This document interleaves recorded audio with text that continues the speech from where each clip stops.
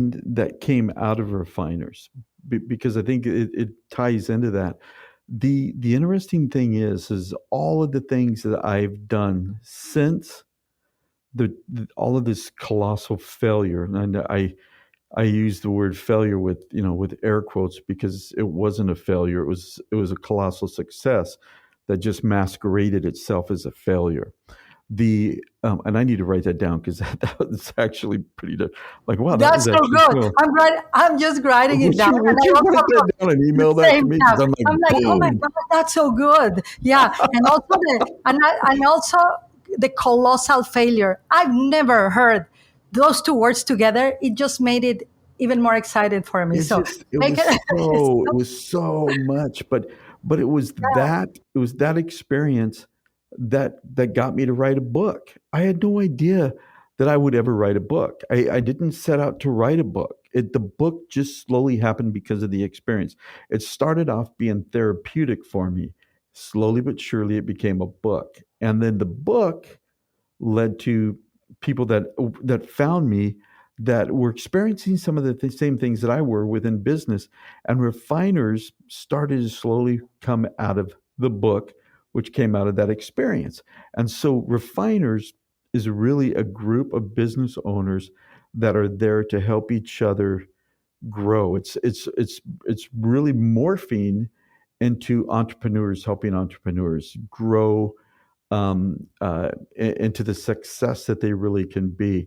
And we do these monthly meetings where we're small groups of 8 to 10 people that meet together. We do uh, uh, speaking. We do training. We're doing one here pretty soon, about accountability partners, because that's a big part of what we do at Refiners, is teach people how to be accountable, and how to help other people be accountable.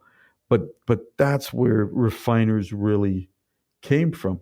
You mentioned this conference that you were a part of, and by the way, everybody loved you, um, Oh, thank you. and you did such a good job. And I was um, so nervous. but Tim Grover gave you me did some feedback. He was like, okay, you got to just slow it down. I'm like, okay, you did great. and thank and, you. and it was just phenomenal. We I put that together, and people were saying, It's too early for you as a company to put together a conference and do a conference." Oh my and goodness, they and underestimated the power of and tab. I'm going to and call my it and my the and my power thought of is, tab. I can do whatever I want. It can be as great as we want it to be. It can be not, as poor as we want it to be. It can be whatever we want it to be. And we had some phenomenal speakers. We had 16 speakers over 2 days, and it started that, um, just the next phase in my life. And so Refiners continues to grow as a community of individuals. There's a Refiners community, it's called Refiners Community, on Facebook, that's free to anybody. And then there's the premium, which is for paid membership, and that's another part. But we Mm. have that. But one of the things that came out of this was, I started to have these new relationships with these speakers. And one of them, Michael Burt, Yeah, how who amazing all the speakers. Oh my and goodness. and he, Coach Burt, came to me and was like, "Tell me what it is that you do better than anybody else." And I'm like, "I can teach people to accomplish anything in life. That's what I do better than anything." And I said, "I have this whole systematic approach of how I did it for myself, how I train people to do it, et cetera, et cetera." And he goes, "Okay, tell me how you do it." And I'm like, "I don't know how I do it." And he said, "The world needs what you have. You just don't know how to teach it. You don't know how to monetize it. You Mm. don't know how to do this." And so that's where I'm at now, is, I'm turning that in. And I told him, I'm like, "I'm not a coach." And he goes, "Well, what are you?" And I said, "I'm a mentor." And he goes, "I don't care what you call it. It's the same thing." But I said, Yeah.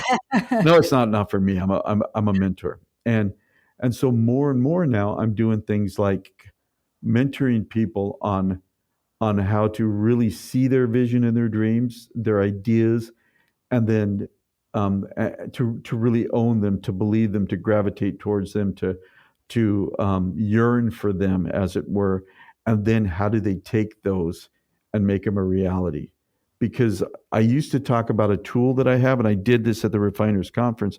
I'd talk about the accountability or the opportunity pipeline and just how impactful that was. I'm not doing that anymore because the opportunity pipeline is a tool to Hmm. get people to achieve what they want to achieve. So, It's a great tool that you yeah, had. I remember you gave it as a gift for me and a group that I have called Convergence and Inner Circle. Everybody loved it. and by the way, Yeah. I just released it as an app Oh, on Android a week ago, and it's probably later today or tomorrow it'll be available on the oh my iPhone. gosh. That, And we'll get all the information. So, yeah, and it's just we can put it. It's opportunity pipeline is what it's I called. really recommend it to everyone. If you really want to get productive and with the use of time, which is one of truly the biggest asset we have as human beings living on this planet based on time, that's your thing. Your Yeah. productivity is going to increase at least. I'm gonna at least what, like Oh, you know, I don't, I wish 100%? I don't know. I don't know the percentage, but it does. And if people look at it, it can be overwhelming. But if they want to learn how to do it, then they can reach out to me at on my website, tabpierce.com or tab@tabpierce.com. However, I'm pretty much everywhere, and I try to be really responsive to people. But there's a way you have to go about doing it, and that's the challenge that I continue to have is to get that way in front of people. But Mm, it was at a I remember having we were at a discussion. This like really kind of hit me with Tim Grover you mentioned, who said yes. people accomplish about 40% of what they set out to do during a day. And I just remember going, are you kidding me? I mean, I complete a minimum of 90% of what I set out to do every day, a minimum. And and the reason why is because everything I do in a day everything I do in an hour rolls up into the day. Everything I do in the day rolls up into my weekly objectives or what I call opportunities. And then it rolls up into the month and into the year. And so by the time I hit my year, I've accomplished, 80 to 90% of what my yearly objectives are. And so that's, when I look at, when Coach Brett said, what is it you do better than anything else? It's like, that's it. I can take through a systematic way and just, get people to really take control of their life and their time, because that's really what it is. It's, it's, and it's funny because Coach Burt was saying, he has this program where they get together every Monday and reset. And I think, oh man, every Monday, once a week, when I was going through all those things when I was going through all those things at Caliber and we had all these problems, a week would have killed me. I mean, what I do is I reset every hour, and Oh, wow. I look at it, and I'm like, I'm off pace. I'm off pace. I I've love got to that. do this, and and I don't go to bed at night until I'm at least 90%, 80 to 90% of the way through my daily goals Oh because my gosh, I love I'm that. the idiot that set them. So if it's 2 o'clock in the morning and I haven't done it, well, guess what? You have past tab to blame for what current tab is at. But if you don't do what current tab needs to do to cover for past tab, future tab's going to be in a pickle. So future Okay, you tab just relies on. introduced Future Tab, just showed up in Sovereign Futures podcast. See, everybody See, focus on Future I, Tab. Well, I future you. always someday I'm going to do this. I'm going to do this whole program about that. Just that because I think like that. I think you know Hmm. you know I have past tab to thank for where I'm at today. Thank you for that. I love Or, this. or hey, past tab, dude. Seriously, 2 Big Macs in one day. What the hell? Don't do that Yes, crap. yes, Stuff like that. Like that. Because I now, agree. guess what? you know, current tab has to respond to future tab who's going to say like, why'd you do that? I'm going to be like, hey, it wasn't me, it was him. And it's this whole thing where I trick myself into saying future tab relies on current tab to control everything. And, Absolutely. I'm going to jump in because I got super excited. I went out yeah, of my really zen mode into future self. I really believe that, and a lot of people are not getting to the places they want or accomplishing their goals because they are too okay, now I'm going to sound the arrogant, but too kind to Go their ahead. past self. Oh, don't worry, you did the best that you could. Keep, have compassion to yourself. Just stay where you are at, and that kills the future.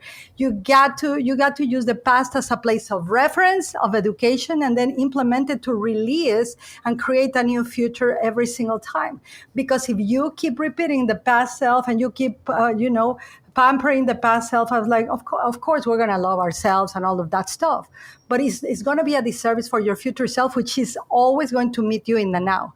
So you are actually deserving not only your future self, but whoever is around you in your future is going to be, our past self can be our best ally or the enemy that we require to either fire up or get fired.